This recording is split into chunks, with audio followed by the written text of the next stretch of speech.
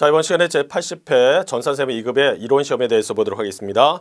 1번에 보시면 다음 중 당좌자산 내 별도 표기하는 항목의 예가 아닌 것은 이라고 되어 있어요. 나와 있는 내용 중에서 선급비용이라든지 단기투자자산, 매출채권은 각각 별도의 항목으로서 표시가 되지만 2번에 나와 있는 임차보증금은요, 분류상 기타 비유동자산에 포함이 되고 있습니다.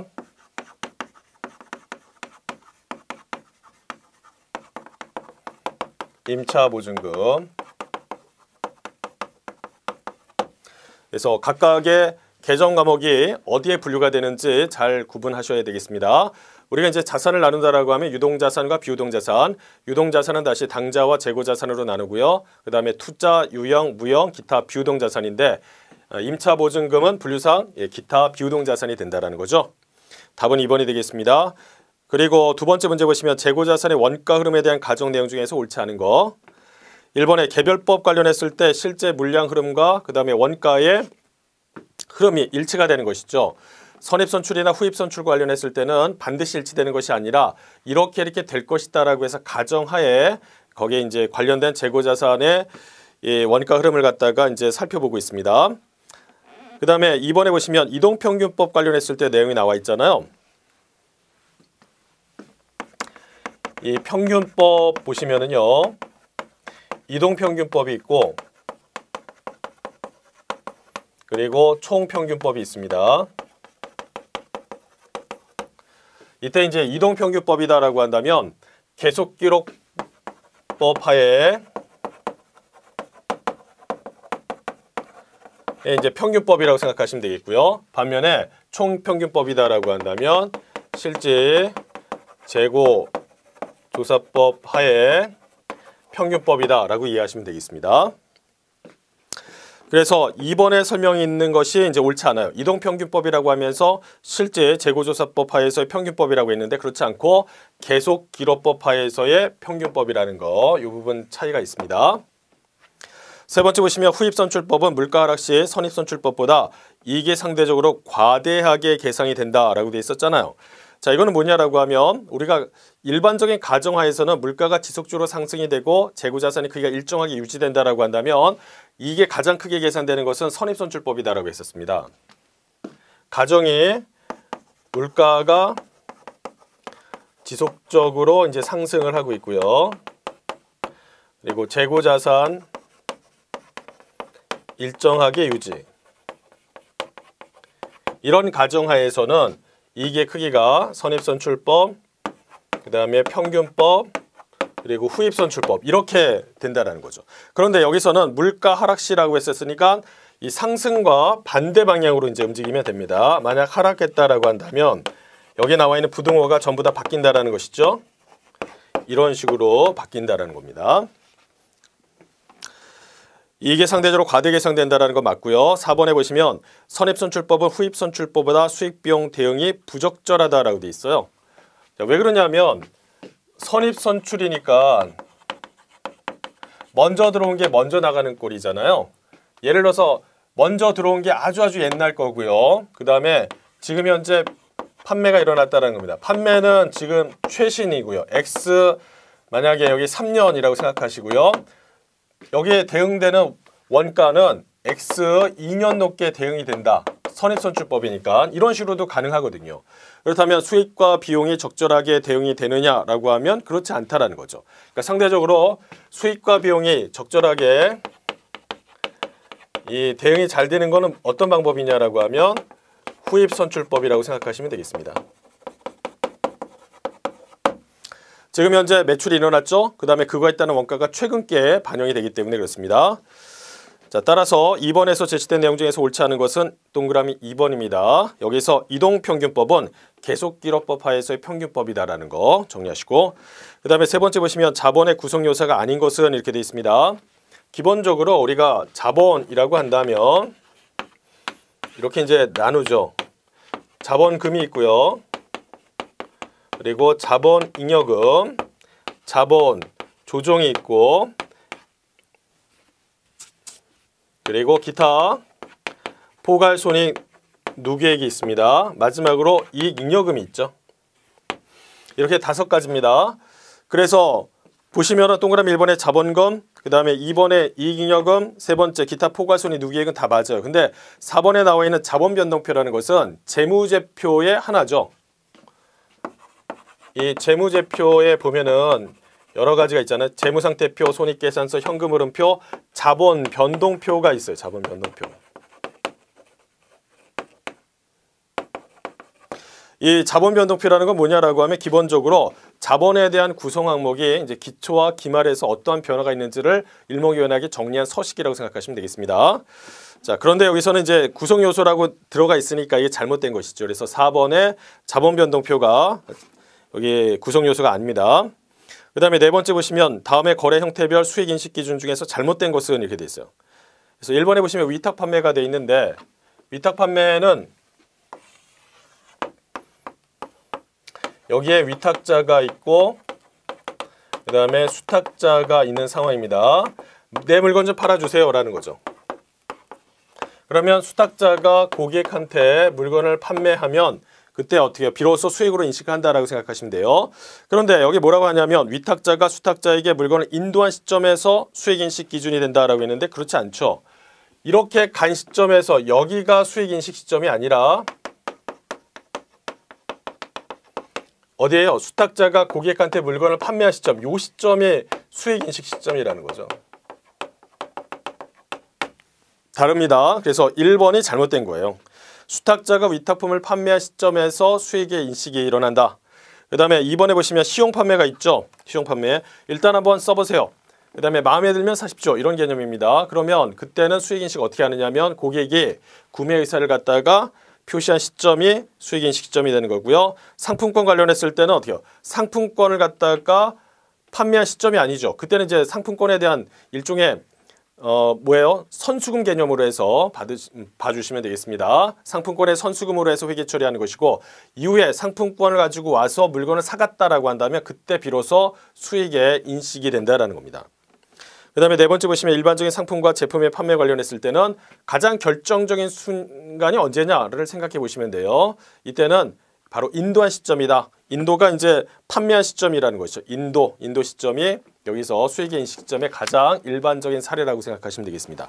따라서 제시된 내용 중에서 잘못된 것은 뭐예요? 위탁 판매죠. 수탁자가 여기에 수탁자한테 물건을 인도한 시점이 아니라 수탁자가 위탁품을 갖다가 판매한 시점이라는 거.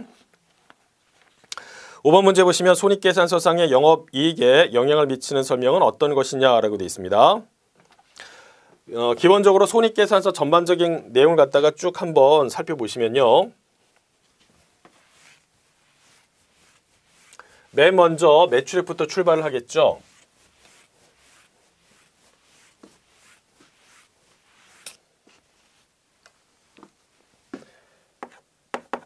손익계산서 매출액부터 출발, 그리고 매출원가, 매출 총이익이 있고요.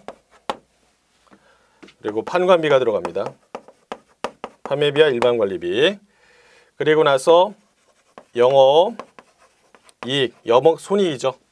그리고 영업 외 비용, 영업의 수익, 이런 것들을 갖다 다 고려한 다음에 법인세 차감전 순이익, 법인세 비용, 법인세 등 한 다음에 마지막에 당기순이익 이렇게 나옵니다. 여기 내용이 있고요. 자, 이런 상황인데 보시면 영업이익에 영향을 미치는 설명은 어느 것이냐라고 했으니까 이쪽입니다. 이쪽. 얘한테 영향을 미치기 위해서는 이 위에서 움직여야 된다는 거죠. 밑에서는 어떻게 해요? 하등 영향을 주지 않습니다. 그래서 보시면 유형자산의 처분으로 인해서 처분 손익이 발생되죠. 얘는 뭐예요?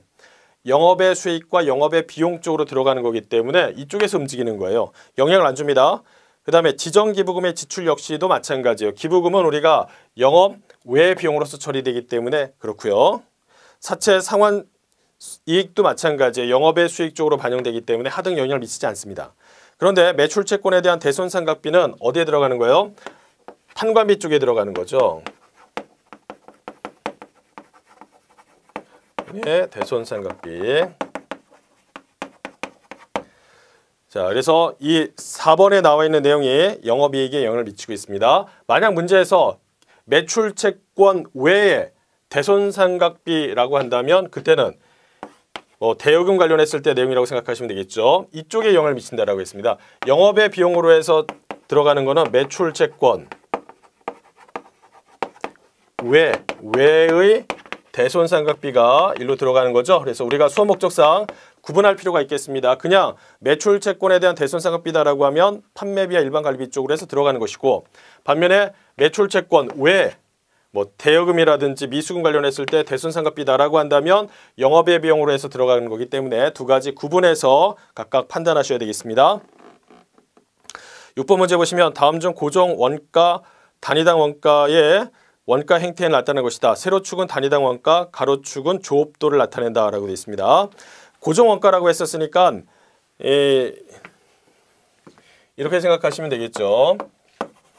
이게 조업도고요. 단위당 원가라고 되어 있는데, 고정 원가는 일정 조업도 구간 사이에서 일정하게 총 원가가 발생이 되는 거잖아요. 이걸 단위당으로 해서 환산한다라고 하면 이런 식으로 됩니다. 단위당 원가는 이런 식으로 우하향하고 있어요. 이게 고정 원가 관련된 내용입니다. 그런데 변동 원가는 어떻게 되어 있어요? 내용이 약간 다르죠. 이렇게 보시면은 이게 조업도라고 했을 때 비례해서 증가한다라고 했었습니다. 총 원가는. 그렇지만 변동 원가 같은 경우는 하나, 첫 번째 물건 만들었을 때 100원, 두 번째 물건 만들었을 때도 100원, 세 번째 물건 만들었을 때도 100원 이렇게 돼 있으니까 단위당 원가는 일정하다라고 돼 있었어요. 이런 차이가 있으니까 꼭 그림으로도 같이 기억을 해주실 필요가 있겠습니다. 따라서 고정원가 관련했을 때 단위당 원가를 설명한 적절한 그래프는 어느 것이냐라고 했을 때 동그라미 3번이 된다는 거죠. 7번에 보시면 주식회사 유한제재 제조간접비 예정 배부율은 작업시간당 2,000원입니다. 예정 작업시간 4,000시간, 실제 작업시간이 5,000시간이고요. 제조간접비 배부 차이가 30만 원 과대 배부라고 한다면 실제 제조간접비의 발생액은 얼마냐 이렇게 되어 있는데, 자, 이와 관련했을 때는요. 제조간접비 T계정으로 해서 접근하시면 되겠습니다. 제조간접비 여기가 실제고요. 실제 발생. 여기가 예정 배부다라고 했었습니다. 자, 그런 상황에서 예정 배부는 어떻게 해요? 실제에다가 곱하기 예정 배부율을 갖다가 반영해야 된다라고 했었잖아요. 이 부분이 중요하다라고 했었지. 실제입니다. 실제. 그러면 여기서 작업 시간당 2,500원이고 실제 작업 시간이 어떻게 5,000시간이니까 5,000시간 곱하기 예정 배부율은요. 작업 시간당 2,500원 이렇게 계산하셔야 되겠죠. 자, 이렇게 내용을 갖다가 계산하신다라고 하면 이게 1,250만 원 이렇게 돼 있어요. 그런데 실제 제조간접비 관련했을 때 배부 차이가 30만 원 과대라고 했으니까 여기에 비해서 얘가 30만 원 플러스 돼 있다라는 거예요. 그렇다면 실제는 어떻게? 얘보다 작아야 되는 거죠. 1,220만 원 이렇게 해야지. 얘가 더 과대 배부됐다. 30만 원 그렇게 계산이 되는 거죠. 따라서 답을 구한다라고 하면 동그라미 3번에 되겠습니다. 1,220만 원. 자, 이어서 8번째 문제 보시면요. 종합원가 계산 내용이 나와 있는데 선입선출법에 의해서 계산하라고 돼 있어요. 그때 가공비 완성품 환산량은 얼마냐? 재료비는 공정 초에 전량 투입, 가공비는 공정 전반에 걸쳐서 균등하게 발생이 된다라고 돼 있네요. 문제에서 원하는 것은 가공비 관련했을 때 환산량만 구하면 되는 거예요. 자, 그러면 여기서 일단 물량의 흐름에 대해서 봐야 되겠죠. 기초와 단기 착수와 단기 완성, 기말 이렇게 구분하시면 되겠습니다. 물론 여러분께서 시험 문제를 직접적으로 시험장에서 푼다라고 하면 굳이 이렇게까지 막 쓰실 필요는 없는 거고요. 보시면은 단기 완성이 지금 1,000개라고 되어 있습니다. 1,000개. 얘가 1,000개, 1,000개. 근데 이건 다시 선입선출법에 따라서 처리한다라고 했었으니까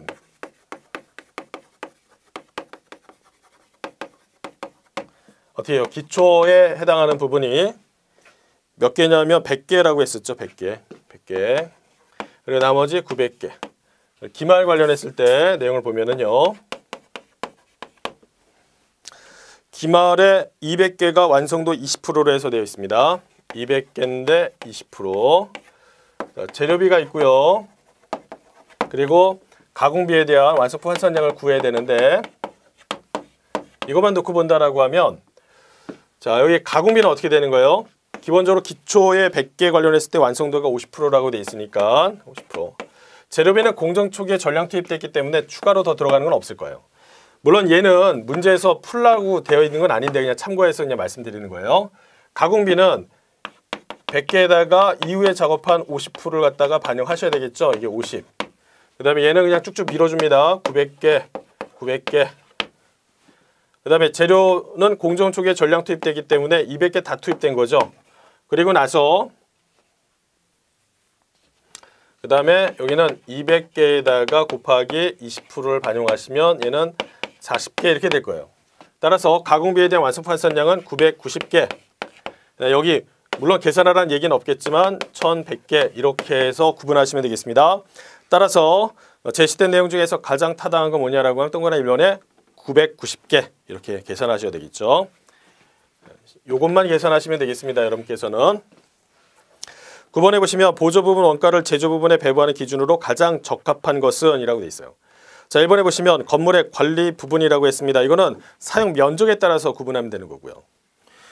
두 번째 보시면 종업원 복리 후생 부분이라고 했으니까 이거는 종업원 수에 따라서 계산하면 되겠죠. 이건 맞는 내용입니다. 그 다음에 세 번째 보시면 식당 부분이 있는데 전력 사용량이 아니라 식당을 이용하는 그 종업원의 수에 따라서 배분하는 것이 맞고요. 그리고 네 번째 보시면 구분에서는 기계 시간이라고 되어 있는데 그렇지 않죠.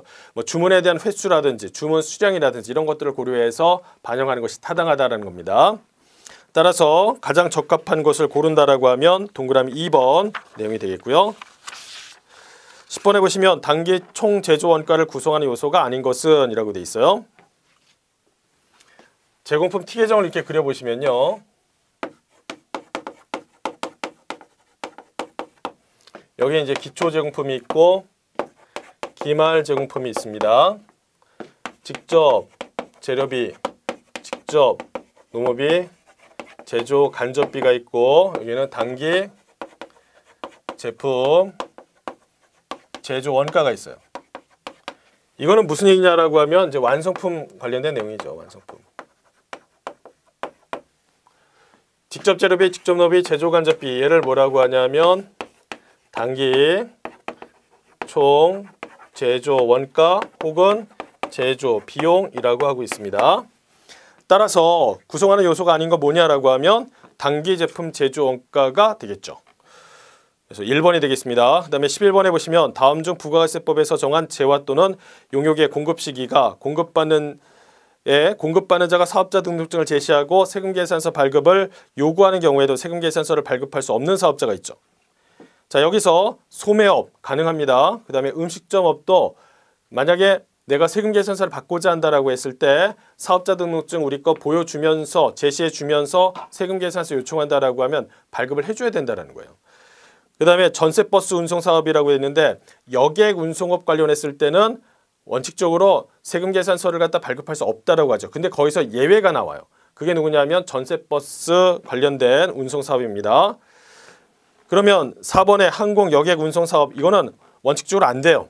여객 운송 관련했을 때는 세금계산서를 발급할 수 없다는 겁니다.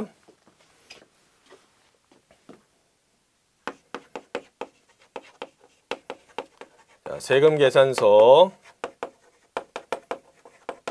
발급할 수 없는 업종이 있어요. 목욕, 이발, 그 다음에 미용업, 여객, 운송사업 이런 것들은 안 돼요. 근데 예외가 뭐냐면 전세버스. 이거는 예외입니다. 이거는 제외하고요. 제외하고. 자, 따라서 그렇게 했는데도 불구하고 세금계산서 발급할 수 없는 사업자는 동그라미 4번의 항공 여객 운송 사업이 되겠습니다. 이어서 12번에 보시면 부가가세법상 면세 대상이 아닌 거. 1번에 보시면 국내에서 생산된 애완용 돼지가 있잖아요. 뭐냐면 우리나라에서 생산됐는데 식용에 공하지 않은 미가공, 농축수, 인산물 이런 것들은 면세로 해서 취급이 되고 있습니다. 그러니까 애완용 돼지 관련했을 때는 면세 대상이 되는 거죠. 그 다음에 사료 조리 용역 관련했을 때 면세로 되어 있고, 그 다음에 국민주택 규모를 초과하는 주택의 임대, 그리고 상가 부스토지 임대 용역이라고 되어 있는데 이거는 좀 정리를 해 주실 필요가 있겠죠.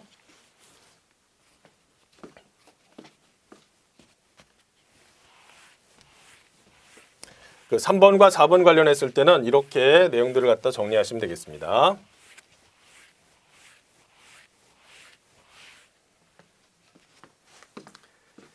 일단 토지의 공급을 보시면 토지의 공급은 면세예요. 면세. 그렇지만 토지의 임대는 뭐다? 과세다라고 했었습니다. 그리고 건물의 공급은 어떻게 해요? 원칙적으로 과세입니다. 과세. 그러나 국민주택 규모 이하 이 주택의 공급이다 라고 한다면 이때는 면세라고 했었죠. 면세. 그 다음에 건물의 임대, 이거는 원칙적으로 과세입니다. 과세. 단 주택임대, 이거는 뭐예요? 단 주택의 임대는 면세입니다. 면세. 자, 이렇게 구분해 보시면 3번에 보세요. 국민주택 규모를 초과하더라도 주택은 여기서 특별하게 제한이 없다는 말이죠. 여기서 주택의 임대는 무조건 면세입니다. 국민주택 규모를 초과하더라도 면세예요. 그러니까 맞는 거죠. 근데 상가, 부스토지, 임대, 용역 관련했을 때는 이거는 과세가 된다라고 했었어요. 과세. 따라서 면세 대상이 아닌 것은 동그라미 4번이 되겠습니다. 4번. 13번에 보시면 부가세법상 조기환급 기간이라 함은 예정신고기간 중 또는 과세기간 최종 3월 중, 과세기간 최종 3월이라는 것은 확정신고라고 생각하시면 돼요. 일반적으로 우리가 관행상 부를 때는 이제 확정신고라고 표현하고 있어요. 매월 또는 매 2월을 말한다. 다음 중 조기환급 기간으로 적절하지 않은 것은 이라고 돼 있잖아요. 그러면 만약에 7월에서 9월 사이다. 이익이 예정이다라고 한다면 7월, 그 다음에 8월 각각 따로따로 할 수 있고요. 아니면 7, 8월을 묶어서 하나로 할 수도 있어요. 그리고 10월에서 12월이다라고 하면 10월과 11월 따로따로 하고 10월과 12월을 묶어서 할 수도 있다라는 거죠. 이게 이제 조기환급 관련된 내용입니다. 그런데 9월과 10월 사이를 갖다가 묶어서 이렇게 묶어가지고 조기환급 신고할 수 있느냐? 이건 안 돼요. 이거는 안 됩니다. 그래서 내용을 보시면 적절하지 않은 것은 동그라미 3번이 되겠습니다. 그 다음에 14번에 보시면 소득세법상 원천징수 대상 소득과 원천징수세율이 잘못 짝지어졌다라고 되어 있어요. 1번에 보시면 비영업대금의 이익은 원천징수세율이 어떻게 돼요? 여기에 14%라고 되어 있는데 그게 아니라 25%죠.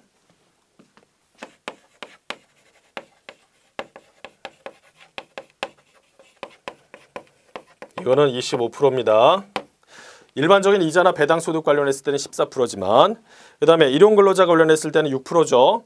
그 다음에 세 번째 복권 당첨 소득 중에서 3억을 초과하면은 30%라고 했어요. 3억 초과분에 한해서만 30%. 퇴직소득 관련했을 때 기본 세율이 적용됩니다. 이제 6%부터 최고 42%까지 세율이 적용이 된다. 따라서 잘못 짝지어진 것은 1번의 비영업대금의 이익인데 25%입니다. 이어서 15번에 보시면 소득세법상 중간연합에 대한 설명으로 옳지 않은 거. 1번에 보시면 신규로 사업을 시작하는 자는 중간연합 대상이 아니죠. 그러니까 당해년도에 신규로 사업을 하신다라고 하면 중간연합 이거에 대해서 뭐 고지되거나 가결사를 통해서 신고할 필요는 없습니다. 그 다음에 2번에 보시면 중간연합에 대한 고지를 받은 자는 11월 30일 고지된 세액을 납부해야 된다라고 되어 있어요. 지금 개인 사업자를 얘기하고 있습니다. X1년이고 여기가 X2년이에요. 1월 1일부터 12월 31일까지다라고 했을 때 이때 11월 30일까지 해가지고 중간연합에 대해서 납부하도록 되어 있습니다. 원칙은 어떻게 되어 있어요? 이때 원칙은 고지에 의해서 납부하는 게 원칙이고 예외적으로 가결산을 통해서 즉 1월부터 6월까지 매출과 관련된 경비를 정리해서 신고할 수도 있다라고 했습니다. 물론 이제 아무 때나 하는 건 아니고 원칙은 어떻게 고지에 의해서 납부한 경우 그 다음에 일정 요건을 충족했을 때 예외적인 가결산을 통해서 중간연합하는 경우도 있다는 거죠. 그래서 2번의 설명은 맞습니다. 그 다음에 3번에 보시면 중간연합은 관할 세무서장의 고지에 따라서 납부하는 것이 원칙이다. 그래서 고지서를 보내요. 그러면 그 고지서를 받고 11월 30일까지 해서 납부하시면 되는 겁니다. 네 번째 보시면 중간연합 추계액이 중간연합 기준액의 50%에 미달하는 경우에 있어서 중간연합 추계액을 중간연합세액으로 한다라고 했는데 바로 이거죠. 예외적으로 가결산에 의해서 신고를 하는데 그걸 중간연합 추계액이라고 하고 있습니다. 그때는 중간연합 기준액의 50%에 미달된다. 그게 아니라 100분의 30에 미달됐을 때 이렇게 돼 있어요. 100분의 30.